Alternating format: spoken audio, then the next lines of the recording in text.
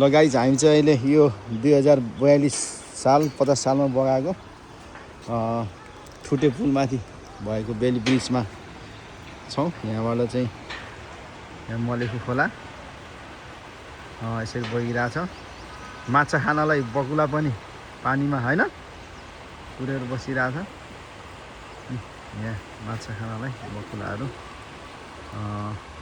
यता चर छ।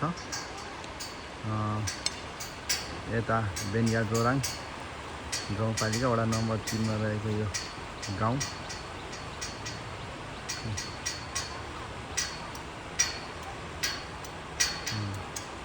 एउटा नानी चाहिँ टिकटक बनाइरहनु भएको रहेछ है। ल तपाईँहरूले देखिरहनु भएको थियो नाचेको यस्तो छ।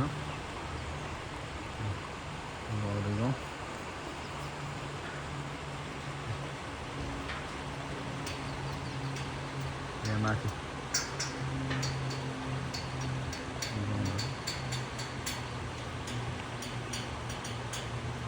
माथि चाहिँ 3 गर्ने मन्दिर भएको ठाउँ खानी गाउँ जाने बाटो।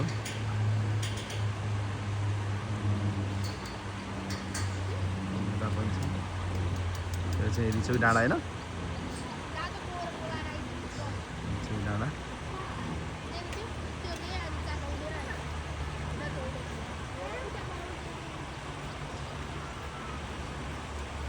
यता डुम्रेको चौतारा।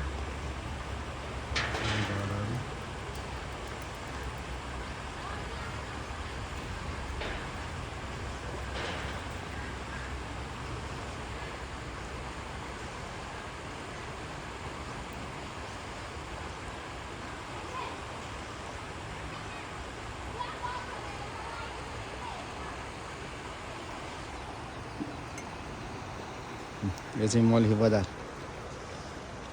पारी मलेखु पुरानो बजार।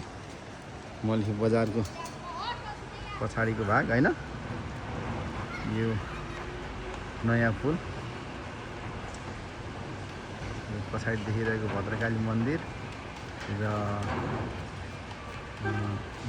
विद्रा आश्रम। यो पारी पर्यवतार कि फिस्टार यो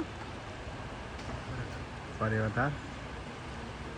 घामको किरण परे टक्कला